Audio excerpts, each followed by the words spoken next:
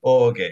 Y entonces esto ya para la grabación formalmente les doy la bienvenida a este webinar con Victoria Santamaría y con quien les habla, en el que queremos tratar este tema que es relativamente nuevo para todos nosotros. Y digo todos nosotros porque el juicio por jurado en Argentina igual es relativamente joven. O sea, el primer juicio se hizo en Buenos Aires hace 10 años.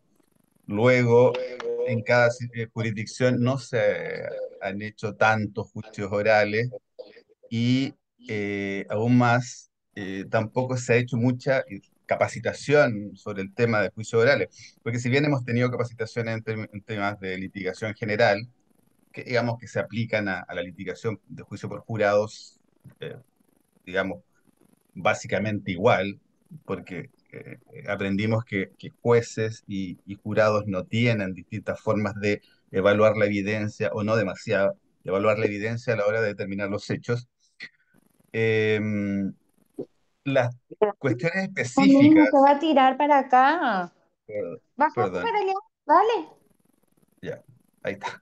Las cuestiones específicas del juicio por jurado, por cierto, son, y que son, por supuesto, que son fundamentales para poder litigar bien en un juicio por jurado, son la audiencia previa, que es la de Boadir, que es exclusión de jurados, no es de selección de jurados, bueno, así se llama tradicionalmente, pero es en realidad para sacar a aquella gente que eventualmente no va a estar dispuesta a aceptar siquiera nuestro, nuestro punto de vista que está, digamos, implícito en nuestra teoría del caso, que como sabemos, la teoría del caso es, bueno, es hartas cosas, pero yo diría que lo más fundamental o lo más elemental y lo más desde un punto de vista como naturalístico, si quieres, es una historia, es un hecho que nosotros estamos planteando, cualquiera de los dos lados de la trinchera que tengamos, es un hecho, y ese hecho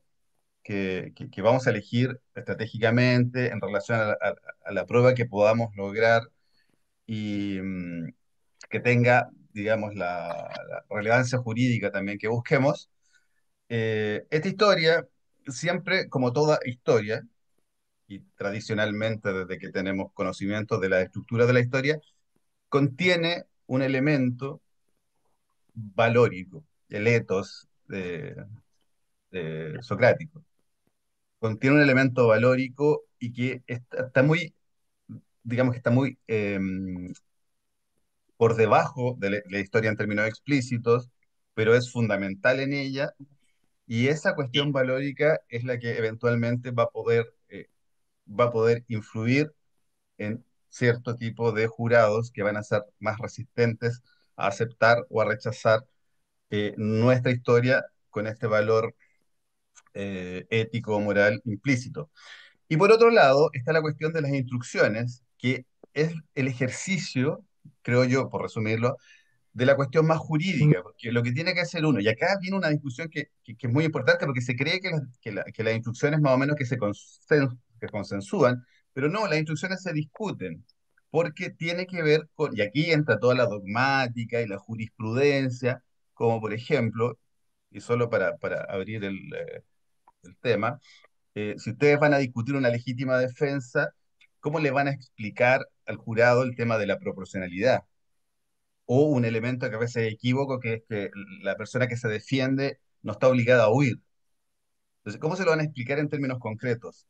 Entonces, ahí entra toda la dogmática pura y dura y la jurisprudencia, pero que tenemos que saber finalmente transformar en instrucciones que son con las que finalmente el jurado se va a ir para tomar las decisiones. Así que sin más preámbulo, los dejo con nuestra invitada principal, Victoria, tienes la palabra.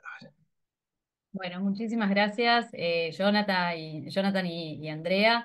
La verdad que siempre es un gusto participar en las actividades digamos, que las convocan, porque en definitiva son actividades de diálogo. Y bienvenidos a todos aquellos que se han conectado un jueves en este horario.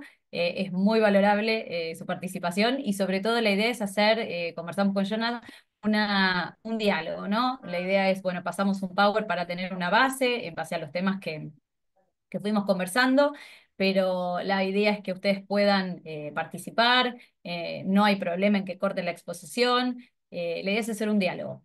¿Y por qué les digo también que la idea es hacer un diálogo y la idea es trabajar y practicar? Porque un poco es la idea de cuál va a ser el proceso y la forma de aprendizaje Found No que hay que va second. a traer este curso, ¿no? Acá yo les voy a ir compartiendo un Power, así lo podemos ir Así lo podemos ir analizando, pueden surgir micrófonos encendidos, sabemos que es nuestra mejor herramienta, muchas veces la tecnología, y también tenemos que acostumbrarnos a lidiar con ella. Así que, sin más preludios, quería comenzar también que pensemos, ¿no? Que pensemos cuando hablamos de litigio, esto es una academia latinoamericana de litigación, ¿no? Entonces, quería que nos remontemos a la palabra litigio. ¿Qué hablamos? Cuando hablamos de litigio, de lo primero que pensamos es en un conflicto. Este conflicto se va a resolver en un proceso judicial. Y en ese proceso judicial van a intervenir las partes. Estos van a ser los litigantes, ¿no? Estos vamos a ser nosotros, nosotras, presentados en un juicio. Y litigar va a ser ese arte de nuestra acción, ¿no? De la forma en la que llevemos a cabo nuestro trabajo. En un sistema adversarial, necesariamente vamos a tener que contar con herramientas diferenciales. Vamos a salir del procedimiento escrito, vamos a tener que tener historias persuasivas, como mencionaba recién Jonathan, y también van a tener que tener un sentido. Ahora las vamos a analizar en el momento que lleguemos a la teoría del caso. Pero, ¿cuál es el foco de esto y a qué me remito con litigar y pensar en cuáles son las herramientas? En que no son herramientas a las que, al menos las personas que veo conectadas son de mi edad o un poco más grande, la suerte que tienen algunos que son un poco más chicos, que puede ser que dentro de la currícula universitaria esté incluida estas materias, pero en la mayoría no. Entonces, al menos en mi caso, yo tuve que capacitarme en todo lo que tiene que ver con litigación a posteriori al momento profesional y al momento en el que me tuve que interiorizar de estas cuestiones. Entonces, creo que este es un momento para aprovechar, que es un momento para que el aprendizaje sea oriental y para que les propongamos desde esta escuela de litigación trabajar y aprender también equivocándonos, sin miedo a que ninguna situación que surja nos genere incomodidades. Entonces, lo que mejor me pareció para representar esta situación es esta frase, ¿no? De Manuel Atienza, que tiene que ver con que el mejor consejo que puede darse, no solo para alguien que desea argumentar bien, yo creo que le podemos agregar para litigar y para trabajar bien en el derecho, es que hay que prepararse bien. Y Picasso decía que la inspiración existe, pero te tiene que pillar trabajando. La inspiración sola no va a resolver tus problemas. Incluso Martín Sabelli en este sentido señala, ¿no? Esto no es física cuántica. No es física cuántica y estas cuestiones se resuelven cuando tenemos trabajando. Entonces, para hablar de trabajar y para ver cómo trabajar, es que nos tenemos que arremangar, nos tenemos que sentar y tenemos que encontrarnos bien preparados. Y cuando hablamos de estar bien preparados, acá no hablamos solamente de hacer, ¿no? Un curso sin practicar, sino que necesariamente métodos, digamos, novedosos y recientes de aprendizaje tienen que ver, por ejemplo, con las estrategias las que se utilizan en el fútbol y las que tienen que ver con el fútbol. Yo soy argentina, ¿no? Entonces también creo que vale esa mención para señalarlo, que todos lo remitimos a eso, pero sí me parece importante el trabajo en equipo. Este trabajo en equipo en el que necesariamente voy a tener un buen resultado si hubo una buena práctica anterior, si hubo un buen trabajo en equipo, si hubo una buena decisión de equipo consensuada y también trabajada, ¿no? ¿Cómo vamos a llevar esto a la práctica y a estas decisiones del fondo del caso? En el momento en el que tomamos conocimiento, como les contaba Jonah recién, yo trabajé muchos años en fiscalía y creo que no hay un mejor momento desde el rol fiscal que constituirse en el lugar del hecho. No hay ojos que te cuenten y no hay fotografías ni videos que te transmitan la sensación y la intuición incluso jurídica de qué es y hacia dónde va a ir ese caso. Entonces, desde el rol de la fiscalía y también desde el rol de la defensa, estas son herramientas que si las tenemos disponibles a la mano, las tenemos que aprovechar, porque desde ahí nosotros vamos a empezar a trabajar nuestra teoría del caso. La teoría del caso no se trabaja mucho tiempo después o al momento de elevación a juicio, al contrario, se trabaja desde un primer momento. Entonces, así como le contaba a Jonah que esto es una historia persuasiva que vamos a ir construyendo, esto es una historia y es una herramienta de trabajo, ¿sí? Tiene que ver con una cuestión metodológica, no es una elección de contar un cuento. Coincido también con lo que mencionaba Jonah de muchas de estas cuestiones que se refieren a litigar, tiene que ver con tener una buena actuación. Bueno, ahora nos presentamos en un juicio por jurados y tomamos clases de actuación. No, de ninguna manera.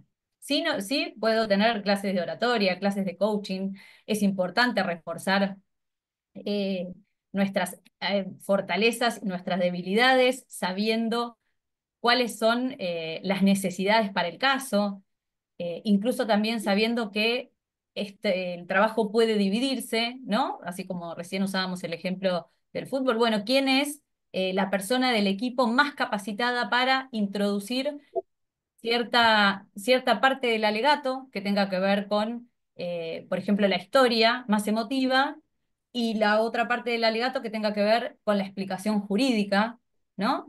Estas son decisiones también estratégicas que van a ser al fondo del caso y que tienen que ver con todo este hilo que nosotros quisimos traer a debate el día de hoy, relacionando la teoría del caso con la audiencia de guardia y las instrucciones finales.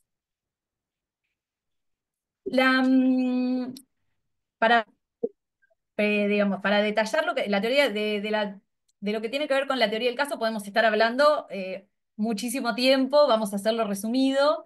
Hizo una introducción Jonah, y sí es importante saber que como metodología lo vamos a trabajar también en formato cuadro. Cada uno va a tener, o una va a tener después su forma de trabajarlo, pero sí va a ser importante que tengamos en cuenta que principalmente vamos a hablar de una teoría fáctica, ¿no? ¿Qué es esta teoría fáctica? ¿Qué son los hechos que yo voy a llevar a juicio, ¿no? ¿Cuáles son los hechos relevantes de mi caso?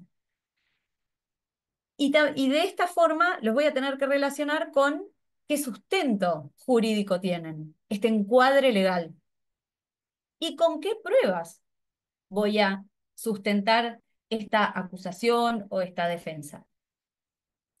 El engranaje de estos tres estamentos va a lograr al menos una prognosis de mi caso en, en una prognosis de resultado, ¿no? ¿Cuál es el resultado posible que voy a tener? Volvemos siempre a lo mismo, no es física cuántica, pero seguramente pueda tener una buena proyección de hacia dónde ir o hacia dónde no ir.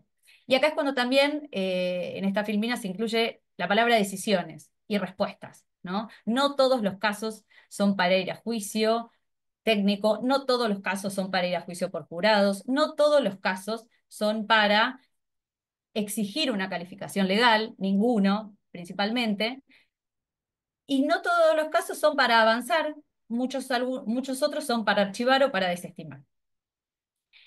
Esto también hace a las decisiones que voy a tener en mi caso. Entonces, sí es importante también que tengamos en cuenta cuáles son las características de la teoría del caso, que son las que van a guiar esta estrategia que voy a tener. Esta historia, esta teoría del caso que voy a plantear, tiene que ser contradictoria, no contradictoria, tiene que ser sencilla, tiene que ser simple y no tiene que ser forzada, ¿sí? ¿Por qué decimos que no tiene que ser contradictoria? Porque, ¿qué pasa si yo me presento ante un jurado popular o ante un juez técnico también, pero vamos a darle ese enfoque, y yo desde la fiscalía acuso, ¿no? Por una conducta dolosa, pero también alternativamente acuso por una culposa. De la misma manera, una defensa podría proponer la absolución, ¿no?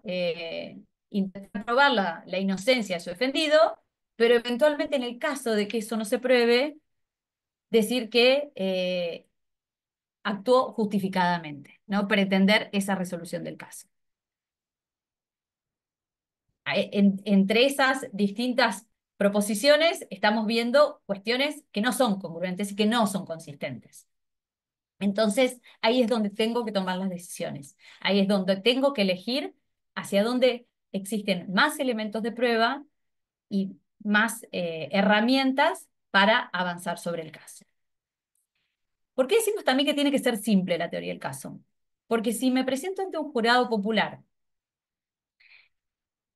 a explicar una historia compleja, es muy probable que no me entiendan. Y no solo un jurado popular, también un juez técnico, ¿sí? La historia tiene que ser simple y aquella que sea más sencilla de comprender, porque es la que mejor van a poder seguir la guía de esta línea casi de tiempo que les estamos proponiendo, ¿no? Desde la teoría del caso, el guardit y las instrucciones. ¿Sí? Vamos a ir llevando al jurado en cada una de los momentos del juicio a que vaya cerrando la historia. Si le proponemos una historia compleja, con muchos elementos, cargada de muchas, como se dice, calificaciones legales, muchas pruebas que tengan que buscar, es probable que se confundan. Entonces, vamos a tener que tener decisiones estratégicas respecto de cuáles van a ser las, por ejemplo, la teoría jurídica, ¿sí? ¿Cuáles van a ser los hechos respecto de los cuales se va a acusar? Y también, es, digamos, ¿cuáles son los hechos que se van a acusar? Hay un ejemplo muy típico que usamos nosotros que decimos le tiramos el código por arriba, ¿no? En la fiscalía, ¿no? Un hecho que tiene distintas agravantes que efectivamente están probadas, pero también puede ser que generen una complicación de prueba el día de mañana. Por ejemplo, un hecho en el que nosotros estemos tratando de probar un homicidio agravado por el vínculo, que sabemos que es una perpetua, más un femicidio, que es una perpetua, más una alevosía. ¿Es necesario intimar y forzar, en definitiva, la prueba en el caso de que esté compleja para adquirir 3 perpetuas? Bueno, ahí vamos a tener que ver cuál es esa decisión estratégica que vamos a hacer como litigantes para no complicar el caso, ¿sí? Por eso le digo esta frase de tirarle el código encima. ¿Necesariamente sirve? No, acá tenemos que tener una estrategia pensada y también allanarnos nuestro propio camino. Cuando hablamos de la teoría fáctica, hablamos de hechos. Cito mucho a Sabelli, pero él dice hechos, hechos y nada más, ¿no? Y, y lo difícil que es que hablemos en hechos. Cuando nos ponemos a practicar, y esto también lo vamos a trabajar, tenemos que bajar esta teoría jurídica a un relato coloquial. Y a todos nos ha pasado y todos nos ha pasado que en ese ejercicio complejo de que venimos acostumbrados de la universidad y de la forma en la que se nos capacitó, siempre hablamos en modo complejo. Ese modo complejo es el lenguaje claro que tenemos que cambiar y el lenguaje claro a través del cual nos tenemos que dirigir al jurado. Esto lo vamos a retomar con las instrucciones, pero miren cómo tenemos situaciones encadenadas. Si la teoría del caso no está contenida en términos claros, ya va a ser muy confuso poder avanzar. Entonces, esta teoría fáctica tiene que estar compuesta necesariamente de hechos. Y son hechos que van a tener que estar también relacionados con una porción relevante de información. ¿Cuáles son los hechos relevantes para mi caso? No vengo a contar todo lo que sucedió, vengo a contar aquello relevante. Y aquello relevante tiene que ver con las proposiciones fácticas, ¿no? Estas proposiciones fácticas son complejas también de construir, Es necesario que desde la judicatura se proponga también a las partes poder arribar a estos acuerdos probatorios. ¿Por qué? Porque hay cuestiones que no están controvertidas. ¿Para qué nos vamos a sentar en el juicio a hablar de cuestiones que no son controvertidas? Al juicio vamos a trabajar lo controvertido. Entonces, es la mano del juez, lógicamente de los litigantes y de los litigantes en entrevistas anteriores que puedan tener, pero también del juez en el momento de decir, hay una teoría del caso de una parte, hay una teoría del caso de la otra. En el momento en el que no hubo pocos acuerdos probatorios o solo algunos, analizar cuáles son las dos teorías del caso de cada una de las partes y ver cuáles son las coincidencias. De ahí pueden surgir muchísimas proposiciones. Y estas proposiciones fácticas son las que van a hacer un juicio limpio, ¿no? Un juicio limpio que no demore más tiempo del necesario, que no se produzca pruebas sobre cuestiones que no están controvertidas, que los testigos no vengan a contar cosas que ya fueron acordadas, porque los candidatos a jurado están sentados ahí, son ciudadanos, jueces accidentales que van a estar disponiendo su tiempo, no pueden estar trabajando en este rol un mes, ¿no? La idea es que los juicios sean cortos. Entonces, para lograr eso, vamos a tener que hacer un muy buen análisis de todos estos elementos. Voy a ir un poco más rápido porque con cada filmina me estoy deteniendo mucho. Bien, y la teoría probatoria, para completar un poco el cuadro de esta herramienta estratégica de la que hablamos y que vamos a trabajar mucho más en profundidad, va a tener que ver con cuáles son aquellas pruebas, la legitimidad de las pruebas, la pertinencia y la credibilidad. ¿Sí? La legitimidad voy a tener que evaluar si esa prueba es legítima, ¿sí? Y voy a pensar, necesariamente si llego a esta instancia es legítima. Y sí, pero ¿realmente vale la pena introducirla? ¿Me puede llegar a traer un problema? ¿Es pertinente esta prueba? ¿En relación a qué? Si es pertinente, en relación a mi teoría del caso. ¿Sí? Puede ser una prueba que en cualquier otro caso sea muy útil, sea una prueba que habitualmente se utiliza, pero en este caso no venga a probar nada. Entonces, la pertinencia de la prueba es muy importante y es tan importante porque sí o sí tiene que estar relacionada con la teoría del caso. ¿Y cuán creíble es? Porque piensen que un poco una frase que me gusta mucho decir en la parte de Guardi es que no hay una segunda oportunidad para una primera impresión. Y en cada movimiento que estamos haciendo durante el juicio, en estas acciones, en este arte de litigar, estamos poniendo en juego también nuestra credibilidad como litigantes. Entonces, ¿es necesario traer una prueba que no tenga suficiente credibilidad o que me ponga en una situación que se pregunte el jurado, ¿para qué la trajo o realmente no me cierra? Bueno, estas son todas cuestiones que vamos a tener que evaluar y lo que tiene que ver con el test de superposición va a tener que ver con la fortaleza, ¿sí? De estas proposiciones fácticas. Si esta proposición fáctica es más fuerte que la otra, relacionándola también con la teoría de la fiscalía, la teoría de la defensa, y ahí es donde voy a poder medir realmente cuál va a ser, al menos a nivel pronóstico, el resultado de este caso. Tengo muchas digamos, muchas de estas formulaciones, de estos presupuestos, son de baja calidad. Entonces, ¿realmente estoy en un buen camino? O si tengo muchos, digo, perfecto, este es el camino y avanzo. Bueno, todas estas son las cuestiones que vamos a tener que trabajar para poder evaluar y avanzar un paso más y decir, bueno, si realmente estoy bien preparado. Y esto es para empezar. Recién acá estamos hablando de la teoría del caso. No sé si, Jonah, querés mencionar algo en relación a esto. Creo que se puede decir mucho a la teoría del caso, pero creo que también tenemos que avanzar. Bueno, bueno, y avanzamos una vez que superamos esta instancia, así como Jonah decía, tenemos esta audiencia preliminar en la que pudimos presentar las teorías del caso, pudimos presentar los testigos, la prueba que se va a producir, trabajamos sobre la legitimidad, la pertinencia, y avanzamos. El día de la audiencia de Guardí, esta novedad del sistema que realmente amerita cursos y cursos y práctica y infinita a mi criterio, porque es una de los momentos del juicio por jurados que más me apasiona. Eh, Esta audiencia de Guardid se va a presentar un grupo, ¿sí? Un pool de ciudadanos, ¿no? Estos ciudadanos que son el venir, que representan justamente la pluralidad de la sociedad. Nosotros tenemos un número de 48, eh, deseable y esperable, que muchas veces puede no cumplirse. Este número de candidatos a jurados son aquellos que se sientan para ser jueces accidentales.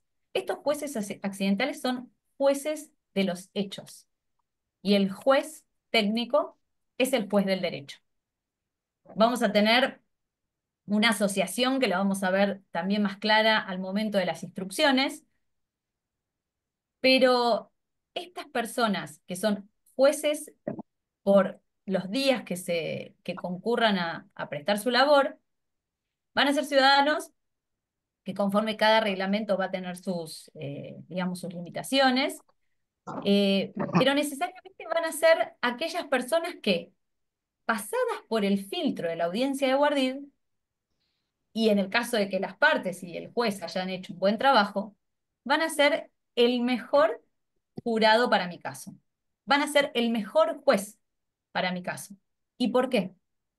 Porque a estos candidatos a jurado y candidatas a jurados los pasamos por el filtro de las preguntas, los valores del caso y por el filtro de la imparcialidad. Y acá es donde es tan importante pensar el objetivo de esta audiencia y en que, también es una apreciación mía, existe un plus de imparcialidad a, digamos, a los juicios técnicos donde tengo un juez técnico ya designado. Acá yo tengo la posibilidad de escuchar lo que piensan mis posibles futuros jueces del caso. Acá yo tengo la posibilidad de antemano de decir, entiendo que esa persona tiene un temor de parcialidad a través del cual no va a poder ser un juez correcto para mi caso. Y miren qué importante es esta garantía y lo importante que es litigar esta audiencia con buena preparación y con buenos resultados, que va a afectar la garantía más importante. Avanzamos con cuáles son los métodos, ¿no? De la audiencia. Más adelante vamos a trabajar sobre que hay hay técnicas sobre escuchar al jurado y otras que son de educar. Vamos a trabajar también sobre cuáles no son los beneficios de esta situación.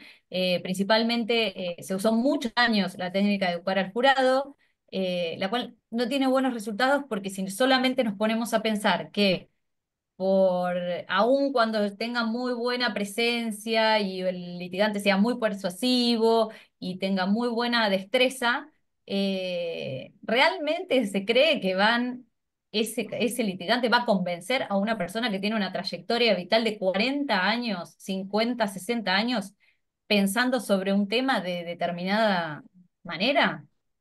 Parece un poco, podría decirse, arrogante, y parece un poco complejo pensar que realmente se puede tener ese resultado. Sí, podemos Perdón, pensar que porque, perdón. sí, Ah, sí, Victoria, no, y que yo quiero hacer la precisión, porque tampoco es que los vayamos a educar respecto de una cuestión, ponte tú, fáctica. Claro, porque bueno, ahora en esta época cualquiera opina de cualquier cosa. Antes daba un poco de vergüenza cuando uno no sabía. Pero quiero decir, no le vas a ir a aclarar un punto fáctico, por ejemplo, no sé, una cuestión de cuánto mide el Empire State. Vas a ir a tratar de discutir lo que sus valores, que su perspectiva valórica sobre un tema está equivocada. Y ahí las posibilidades de hacerlo son cercanas a cero. cercanas a cero, tal cual. Eso me parece un dato exacto, cercanas a cero. Solamente porque uno tiene que pensar en hacer el ejercicio al revés. Si yo me siento en un tribunal y me siento en una audiencia de estas características, por más de que me digan lo que me digan, no me van a cambiar lo que vengo pensando hace tantos años. ¿Pueden hacerme reflexionar? Sí, pueden hacerme pensar, sí, pero realmente cambiarlo es bastante complejo. Entonces, por eso, yo no tengo que ir a educar al jurado, tengo que ir a escucharlo. Tengo que ir a hacer preguntas en las cuales el candidato jurado y la candidata jurada puedan hablar, puedan contarme realmente cuáles son sus creencias, su trayectoria vital, por qué piensa de tal forma y cuán arraigado es ese pensamiento. Porque ahí también, y esto es lo importante y lo complejo de trabajarlo y también trabajarlo con mucho tiempo, es cuán arraigado es ese pensamiento para entender que realmente existe un temor de parcialidad. Puede ser que haya un pensamiento que, por ejemplo, eh, muchas veces hablamos en causas que yo he trabajado en fiscalía de género, eh, sobre eh, la participación de un grupo, en un grupo de, por ejemplo, feminista y demás, ¿no? Solamente la participación en un grupo feminista hace que esa persona no pueda pensar de otra forma. Entonces ahí el litigante es donde tiene que formular las preguntas para llegar al fondo de la cuestión. ¿Por qué? Porque en el momento de la audiencia de recusación, el juez técnico, la jueza técnica, no le va a hacer lugar solamente por mencionar que ese candidato o esa candidata jurado es feminista, si el caso así lo merita, si es un caso de violencia de género. Porque faltó la causa, justamente, ¿no? Eso es una característica, una idea, una posición tomada. Ahora, ¿cómo afecta esa posición tomada al caso en particular? Y ahí es donde voy a tener que seguir haciendo las preguntas y repreguntando. Entonces, ¿puedo preguntar en forma grupal o puedo preguntar en forma individual? Em, es importante en esto también la práctica. Y es importante ver cómo es la devolución, ¿no? Que va haciendo el grupo de candidatos y candidatas. ¿Por qué? Porque lo que sucede muchas veces es que las preguntas, aun cuando las hayamos trabajado con mucho tiempo, pensamos que nos van a dar información que la gente no tiene ganas de dar, o no se siente cómoda en darlas, o las da de una forma en la que para nosotros no es suficiente.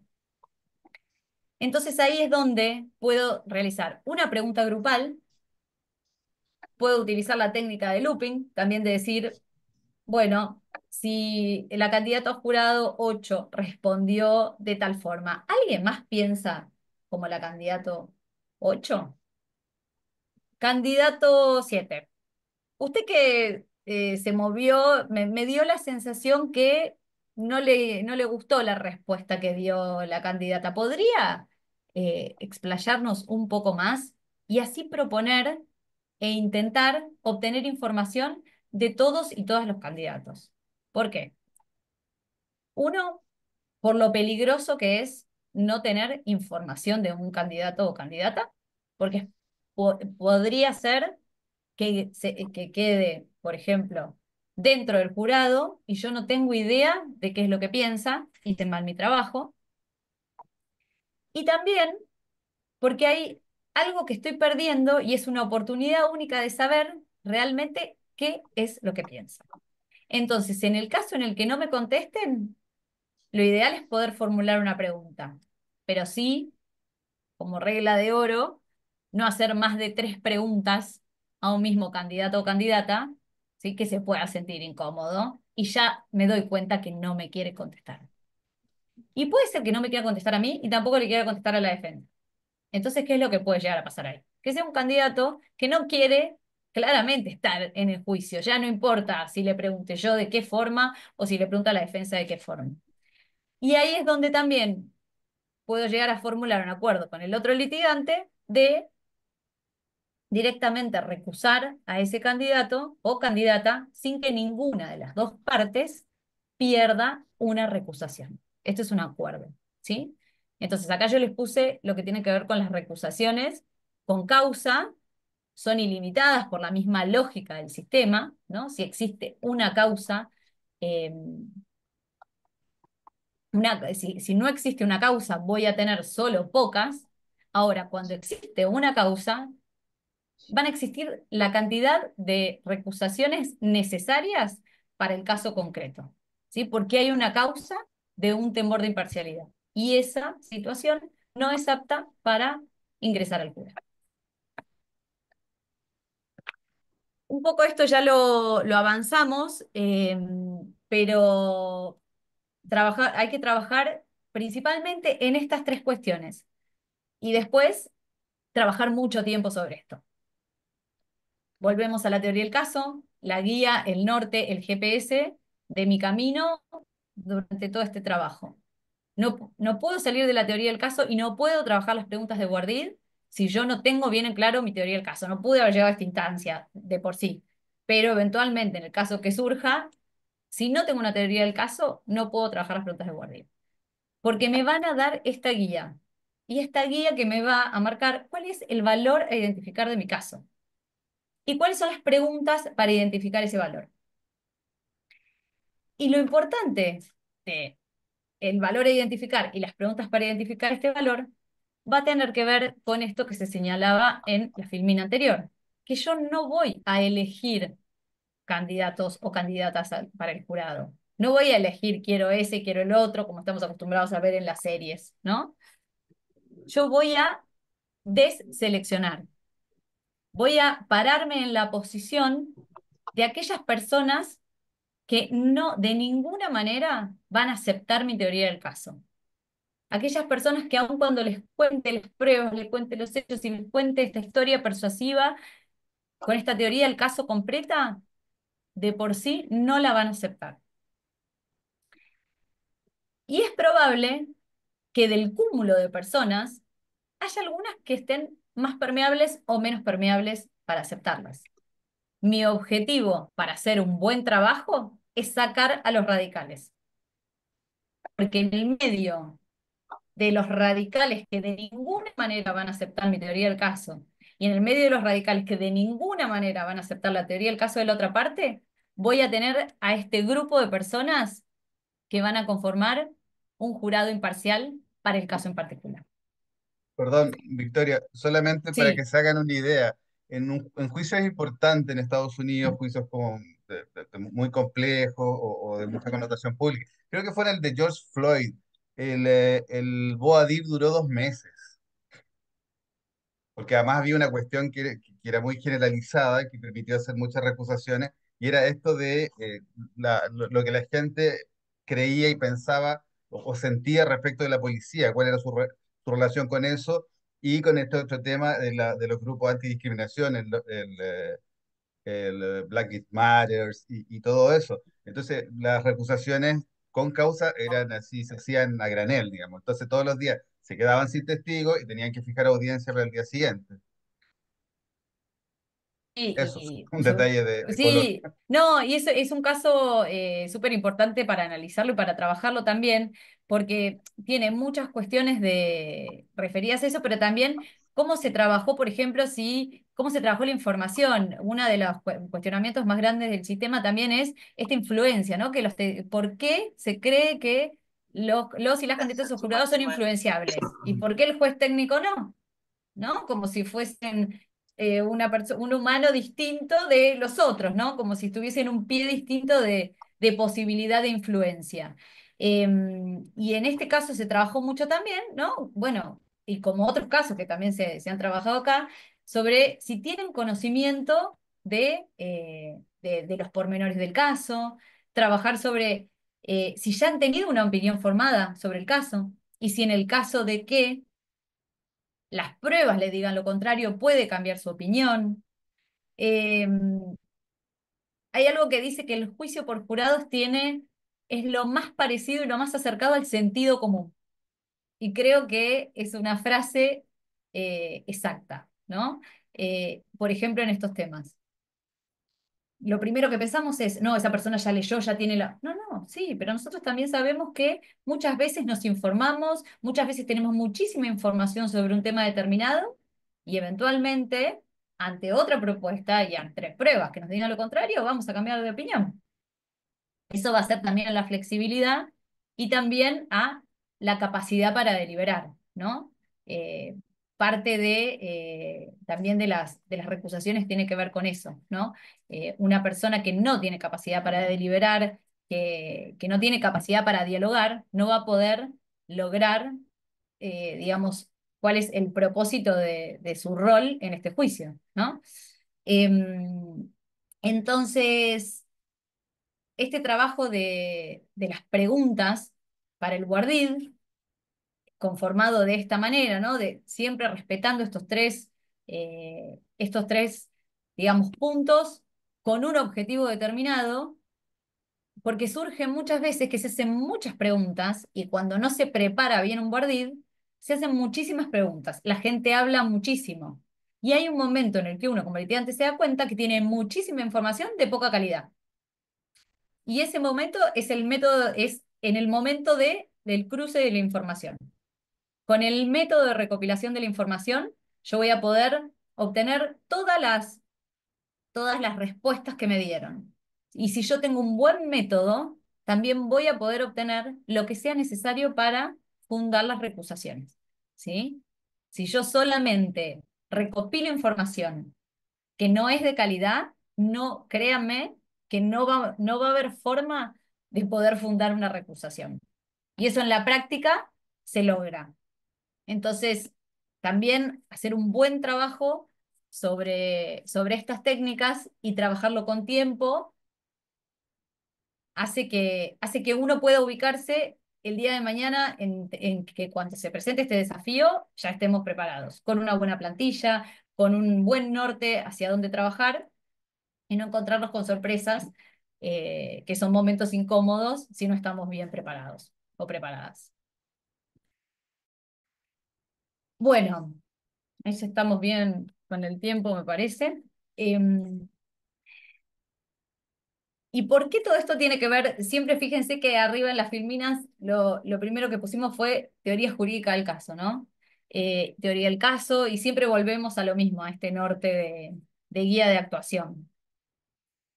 Porque en este caso, cuando hablamos de la teoría jurídica, acá estamos hablando de las instrucciones traducidas en lenguaje claro, como decíamos en un momento al inicio de la charla. Este es el derecho traducido y contado de la forma comprensible, con todos los elementos de ley, por supuesto, pero que comprenda todas aquellas cuestiones necesarias, pero claras para ser comprendidas. Y acá es cuando existe una asociación muy clara y muy visible entre el juez de los hechos, que es el jurado, y el juez del derecho, que es el que se va a encargar de estas instrucciones, de decidir estas instrucciones, no de solo de trabajarlas, no las va a hacer el juez técnico. Las partes se las traen a consideración, pero va a ser un trabajo también entre todos de una forma u otra en llegar a cuáles son estas instrucciones finales. Y en este momento es donde se encuentra una especie de rol asistencial o de colaboración, ¿no? Del juez. Y valga la mención de lo poderoso que es a nivel democrático y republicano este sistema, sobre cómo las funciones, ¿no? Que o de en otrora están eh, remitidas a algunas de las partes, hoy encuentran su norte o su objetivo en el jurado y en el pueblo, ¿no? La democratización de la justicia y la forma en la que el sistema y la crisis de legitimidad del sistema encuentra soluciones en los juicios por jurados, se ve no solo en los resultados de las investigaciones, sino de encuestas que se han hecho a posteriori de la participación, incluso de lo que mencionabas vos recién. Nosotros acá en la provincia de Buenos Aires ya hace 10 años que tenemos la ley, y ayer justamente se celebró un acto por el primer juicio por jurados. Y es muy destacable que la Corte lo organizó convocando a todos los actores, a litigantes, pero las primeras palabras del segundo panel fueron del presidente del jurado. Y realmente el compromiso que se notaba en el ciudadano y de cómo también explicaba cómo cambió su percepción de la justicia, cómo consideró que luego los juicios tendrían que ser de esa manera, y los pormenores que transmitió, nos hacen pensar que este es el camino correcto y que por eso la Constitución argentina lo manda, ¿no? Lo ha mandado desde hace muchos años, hoy por hoy es una realidad. Entonces, volviendo a las instrucciones, como elementos importantes para destacar, hay mucho para trabajar sobre instrucciones, pero principalmente van a contener esta teoría jurídica del caso, contada en términos claros, en lenguaje claro, comprensible, eh, y también lo que es importante de destacar acá es que, ¿por qué dice que es litigada en el juicio? Porque no solo las partes la trajeron, sino que se tiene que fundar en las pruebas, en los hechos del caso, ¿sí? Tienen que trabajarse estas instrucciones sobre lo que sucedió, ¿sí? Muchas discusiones al respecto surgen cuando trabajamos, por ejemplo, una categoría jurídica y sabemos que hay delitos menores incluidos, hay situaciones que no pueden derivar a un delito o a otro, pero si eso no surgió en el juicio, si no hay prueba de eso, ¿realmente es algo sobre lo que se tiene que avanzar? Nosotros acá en la provincia de Buenos Aires, la casación ha dictado un fallo que se llama Álvarez Telechea al respecto sobre bueno, la obligación eh, de incluir, ¿no? Delitos menores incluidos, lógicamente en causas y en situaciones en las que esas cuestiones se hayan litigado, ¿no? ¿Por qué? Porque el jurado va a decidir sobre los hechos y sobre la prueba. Y ese veredicto es el que lo habilita después al juez técnico para dictar la sentencia, para ser el juez del derecho, para decir luego en la audiencia de cesura cuál es la pena que corresponde a ese hecho que fue atribuido. Hay un orden, ¿no? Sobre cuáles son las instrucciones que digamos, está establecida en la ley y tienen que ver con la valoración de la prueba, las garantías, tiene que ver también con cómo deben deliberar, ¿sí? Em, pero principalmente, una de las cuestiones que más se van a trabajar y que en definitiva son otros de los cuestionamientos mayores al sistema, tiene que ver con la fundamentación del recurso, ¿no? Eh, Respecto de todos estos hechos y todas estas instrucciones, son aquellas con las que los jurados se fueron a deliberar. Esta es la guía, ¿no? que tuvieron, esta es la guía que le dio el juez y esta es la guía que trabajaron las partes respecto de aquella decisión que se busca tomar. Entonces, esa es la fundamentación. No hay más basamento necesario y no hay razón para que el jurado explique por qué decidió lo que decidió si presenció los hechos, tuvo ante su vista las pruebas y luego se le dio la guía para decidir en base a tales instrucciones. Entonces, son esta guía sobre la ley y sobre la valoración de la prueba que necesariamente el juez técnico, en este caso, es un juez también de garantías, ¿no? Cuando hablamos que parte de sus instrucciones son respecto de eso, lógicamente, son también de las garantías constitucionales. Em, no, no sobre las instrucciones hay mucho por trabajar, em, pero si necesariamente podemos hilar estas primeras instancias desde cuál fue la teoría del caso con la cual me presento al juicio. Si esa teoría pasó los filtros, ¿no? El test de superposición, los test de pertinencia de la prueba, pudimos avanzar a la audiencia de Guardid, pudimos obtener cuáles son los valores, pudimos conformar un jurado y deseleccionar aquellas personas que no van van a ser hostiles a la teoría del caso, de ninguna manera la podrían aceptar, y pudimos sacar a esos radicales, y en base a los elementos de prueba y los hechos probados en el juicio, podemos llegar a unas instrucciones finales robustas, concretas, que no sean súper extensas ni complejas de comprender, sino que en términos claros le propongan al jurado realizar su labor conforme la manda de la ley, entonces necesariamente podemos decir y podemos concluir que hicimos un buen trabajo y que trabajamos acorde estos tres estamentos que les planteamos al inicio de la charla respecto de la teoría del caso,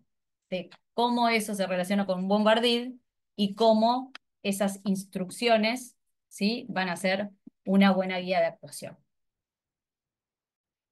Finalmente, podemos decir que cada litigante tiene su propio estilo. Parte de también este curso y parte de esta dinámica de charla y parte de esta propuesta es saber que cada uno y cada una sabe sus fortalezas, sabe sus debilidades, y la propuesta y el desafío acá es encontrar todas estas cuestiones, elaborar y trabajar, y sobre todo animarse. Sabemos que muchas veces es complejo, sabemos que son novedades a veces en el sistema, pero en la medida en la que como el equipo de fútbol practiquemos y trabajemos, vamos a tener un buen resultado. Así que bueno, les agradezco por su atención, al menos hasta acá quería introducir los temas. Les dejo, bueno, links de contacto y bueno, quedamos abiertos para conversaciones, algún diálogo o bueno, no sé si Jonah querías hacer alguna mención. Sí, a ver, antes de que hagan las preguntas y si me permiten tomarme la libertad de preguntar yo primero, o más bien de pedirte a ver si les pudieses aclarar. Lo que pasa es que, claro, parece un poco, a lo mejor, los que están un poco familiarizados con el tema, por ejemplo, yo participé en simulacros de juicio por jurado ahí en Argentina antes de que se echara a andar la reforma en varias provincias. Y una de las cosas que no se nos ocurría cómo se iba a hacer en lo concreto, porque también vimos un poco la teoría, era cómo se hacía concretamente eso, valga la redundancia, las preguntas a los grupos y luego cómo ibas de a uno, qué cosas preguntabas, porque ¿por dónde empezamos? A ver, yo tengo un caso, por ejemplo, en que ya un ferretero le dio con una escopeta a tres chicos que él creía que lo iban a asaltar. Eh, digamos, la fiscalía dice que fue un exceso de la legítima defensa y en la defensa dice que legítima defensa con todas sus letras. Entonces, claro, nosotros decíamos ya, pero ahí está el jurado potencial. Eh, ¿Cómo empezamos? ¿Cuál es la primera pregunta? Ah, y claro, eso es como que es difícil imaginárselo cuando no estás familiarizado, cuando no has visto un boarding. Cuando yo vi el primero en Estados Unidos en un curso que hice, también, o sea, bueno, digámoslo, tampoco fue un gran boadil, porque en realidad los abogados se tentaron con los testigos que les convenían, en vez de hacer el trabajo inverso, y que es lo que le pasa, entiendo yo, a muchos abogados, a muchos litigantes. Entonces, si nos pudieras dar un ejemplo así, que tú recuerdes de algún juicio que hayas tenido, más o menos cuál era el valor que se discutía y cuáles eran las preguntas que se le hacían al grupo. Bueno, por ejemplo, se me ocurría mientras vos ibas hablando, un valor podría ser a trabajar la venganza, ¿no? Por ejemplo, en una situación de legítima defensa, hasta dónde se puede merituar o hasta dónde cada una de las personas piensa sobre cómo piensa sobre esa situación. Porque a mí lo que me importa saber es cómo piensan, ¿no? Cómo piensa, porque a través de ese filtro es el que va a analizar la prueba que yo le plantee. Entonces, por ejemplo, en un caso, por ejemplo, de la venganza, podemos hablar sobre el ojo por ojo, ¿no? ¿Qué piensan sobre esta situación del ojo por ojo? Ahora, si en base también a qué es lo que me vaya respondiendo, es también donde voy a ir trabajando. ¿Y qué es lo que se recomienda hacer?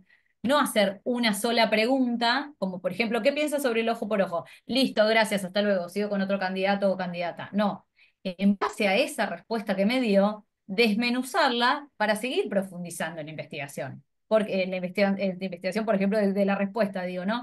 ¿Por qué? Porque si me responde, por ejemplo, que está de acuerdo con la venganza, ¿no? Con una situación de venganza, yo tengo que también profundizar si esa creencia es algo arraigado o si es algo que me le está respondiendo en esta situación. E incluso puedo usar una escala de 1 al 10 para saber cuán fuerte cree usted que realmente el ojo por ojo, o como usted contó recién, si a usted lo lesionan, eso es válido para inmediatamente lesionar.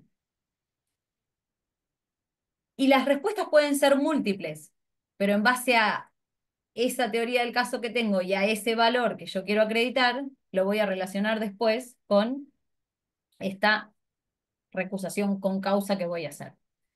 Entonces, como les decía, perdón, voy a otro ejemplo también, como mencionábamos esto vos trajiste el ejemplo de la causa de Floyd, y Mm, yo recién lo mencionaba y me hacía el paralelo con el colectivo feminista, digamos, ¿no?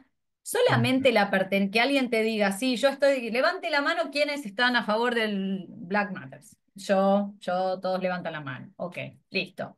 Y me voy y después en una audiencia de recusación intento recusar solo con esa información. El juez técnico te va a decir no, porque ¿cuál fue realmente el fundamento?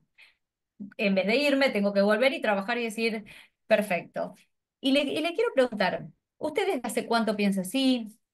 Esto, si tiene, y desde hace tanto tiempo, y si le planteo una situación en la que, por ejemplo, este caso, puntualmente, yo le traigo las pruebas en la que pueda pensar, ¿usted cree que puede pensar distinto o necesariamente va a resolver de esa manera? Mucha gente te va a decir, no, no, yo estoy convencido de que esto es así. Yo estoy convencido que, por ejemplo, las mujeres que pertenecen a un grupo feminista, de ninguna manera pueden pensar en que los hombres son buenos, ¿no? Listo, y yo ya voy a tener, y si ya me dijo de ninguna manera, es una persona que no tiene posibilidad tampoco de poder escuchar, en el caso, por ejemplo, mi teoría del caso. Y la voy a relacionar con eso. Entonces, de ahí se va a fundar mi recusación, la causa y aquello que le voy a presentar digamos, al juez técnico, que puede hacerme lugar o no. Y eventualmente formularé una protesta. sí. No Sí, sé por si quedó ejemplo, claro. ay, perdón, sí, sí, sí. A ver, yo me imagino cosas, porque cuando veo me imagino cosas. A ver, si tuviéramos el caso Chocobar, estamos en la audiencia, una pregunta general podría ser, ¿quiénes de ustedes creen que la policía está insuficientemente protegido frente a la ola de delincuencia? Que la ley no le provee todos los medios y no le reconoce suficientemente, digamos, el derecho a protegerse. Podría ser una pregunta para abrir, ¿no? Bien, Pregunto, sí. para luego ir viendo exactamente cómo desarrollar en cada uno de ellos. Bueno, levanta la mano y le pregunto, ¿por qué usted cree eso? No, bueno, porque yo creo que la delincuencia está desatada y la policía debería tener más facultades y la verdad es que creo que los policías tienen que hacer su trabajo y empezar por ahí con otra preguntita, empezar a tirar del hilo para que en el fondo te diga y el juez entienda, este tipo no va a querer condenar a Chocobar bajo ningún punto de Bueno, vista. por eso, y usted, exactamente, y ahí se le podría preguntar, ¿y usted piensa que todos esos casos la policía está habilitada para matar? Y es probable que te diga, sí, por supuesto. No cuentan con los recursos necesarios, ellos realmente están en esa situación, entonces es una persona que a Chocobar no lo va a condenar, va a considerar que efectivamente realizó su trabajo conforme la ley incluso, ¿no? Eh, Claro. O a lo mejor más sutilmente preguntar, ¿usted cree que está facultado a disparar? Porque claro, uno como abogado sabe que disparar puede implicar perfectamente un dolo eventual. Porque si tú le dices está dispuesto a matar, capaz que genere una resistencia. Por eso, como tú dices, hay como que elaborar bien la pregunta para que tengan la sutileza suficiente para que el jurado también no se dé cuenta de lo que está tratando de hacer. Sí, muchas veces pasa que en una situación así vos le pones una cruz en la espalda a la contraparte para que después lo pueda recusar, pero Vale, sí. también, bueno, pero también puede ser que muchas veces hablar en el lenguaje que esa persona está queriendo escuchar es la que te va a dar la información, ¿no? Como, Ujú, digamos, el diálogo de, por ejemplo, esto, ¿no? Pensar en una persona que cualquier situación que tenga que ver con la fuerza de seguridad la va a mm, justificar, ¿no? Va también a seguir un discurso y un patrón lineal de ciertas conductas que yo necesito recabar. Y yo le tengo que hablar en esos términos. Le tengo que ujú. hablar en los términos que me dé esa información. Porque si también hago la pregunta muy sutil, es probable también que no responda. Entonces, a veces esa puede ser la pregunta del final, para cerrar este concepto y esta fundamentación de la recusación. Pero sí, coincido en que se puede también ir de a poquito y ahí ir obteniendo las respuestas. Y hay que también saber en qué momento dejar de preguntar, ¿no? Claro, Porque claro, cuando tengo las preguntas de más. exactamente, la pregunta además en interrogatorio, en el contra y acá, ¿no? Es para, es para trabajarlo eso en todos los ámbitos. Sí, y lo otro, y también perdonen que me adelante, también un ejemplo de instrucciones en que las partes proponen formas distintas respecto a un elemento jurídico, digamos, específico. Por ejemplo, que son elementos como siempre normativos, eh, proporcionalidad del medio empleado, por ejemplo. Ya, va a haber una perspectiva de la defensa y una de la acusación. Ahora, capaz que esto ya está más o menos resuelto y no se discute que se haya llegado a un consenso, pero eventualmente, pues, así como para entenderlo, ponme un ejemplo. Sí, a ver, necesariamente esas cuestiones, como dijimos, se litigan, pero si hablamos de la proporcionalidad del medio empleado, muchas veces genera discusiones, ¿sí? El medio empleado proporcional, creo que siempre el juez va a tener que tomar la decisión de que la fiscalía va a proponer una situación, la defensa puede proponer otra, pero el juez tiene que ir a proponer el término medio y justo y necesario, ¿no? Y decir, bueno, proporcionar al medio empleado en relación al caso en particular. No es ni esta situación ni esta en particular. Ahí ya va a ser la mano del juez, porque esto se va a proponer y necesariamente se va a litigar. Claro, No claro, hay porque, otra opción, digamos. claro, Porque, lo que pasa, perdón, dale. sí, sí, sí. No, no, que te decía que, por ejemplo, ahí, en términos de dogmática, uno podría decir, es que tiene que haber proporción del medio que usted use en relación a los medios que tenía disponible en el momento que se defiende. O sea, Sí, y bueno, el explicarle ejemplo eso, no, no es de que, la silla de ruedas y la mesa y la claro, manzana ¿no? Este que conocemos claro, siempre de... pero ahí ya viene otra proporcionalidad que tiene que ver que cuáles son los bienes jurídicos que están en juego, y ahí vienen las dos posturas, una de Roxin, que dice que tiene que haber cierta proporcionalidad, y de Jacobs, que hay que poner el ejemplo del anciano con sus manzanas en silla de con su ruedas y su escopeta, manzana y las... disparando a los niños, Exacto. ¿no? Exactamente. Pero bueno, necesariamente vamos a tener, yo creo que el juez técnico ahí sí tiene su ámbito de discreción, es su ámbito de discrecionalidad. Ahí el juez técnico puede cometer los graves errores que después terminan, puede incluso anulando un juicio. Tal cual. Entonces, no hay más arte ahí que la litigación efectiva y eficaz que va a tener que ver con una litigación también previa, porque esto es súper importante, las instrucciones no van a, terminamos el juicio y decimos, bueno, ahora necesitamos hacer las instrucciones. Las instrucciones las podemos tener desde el primer momento, si ya tenemos la teoría del caso. O sea, después van a ir variando y vamos a ir viendo qué trabajar y qué puntualizar respecto de qué es lo que se produjo en el juicio, pero las instrucciones las podemos tener desde un primer momento. Y eso también es parte de litigar en forma estratégica. Y también acordarlas contra la contraparte es parte de litigar en forma estratégica e ir haciendo el trabajo con pautas previas para lograr un mejor resultado. Ok, ahora sí, perdón, dejo abiertas las preguntas, pero creía que yo personalmente, que esas dos cosas estaba bueno aclararlas para los que no están más tan familiarizados con esto del juicio por jurado. ¿Preguntas? Voy a sacar el power así. Dale, agrandamos la pantalla. Pregunta, bueno, perdón, tengo que hacerlo. Hay mucha gente, veo mucha gente aquí, amigas, amigos, ex alumnos, ex colaboradores, ex docentes. Así que saludos para todas y todos que los estaba viendo ahí de a uno. ¿Alguien tiene alguna pregunta sobre este tema? Probablemente haya muchas preguntas y esto fue una actividad, digamos, informativa que vamos a abordar en el próximo curso. Aprovecho de pasar el dato, que empieza el 15 de abril, Andy. El 16 de abril. Perdón, el 16. Y vamos a ver esto y todos los temas, no, todos los temas principales generales de litigación.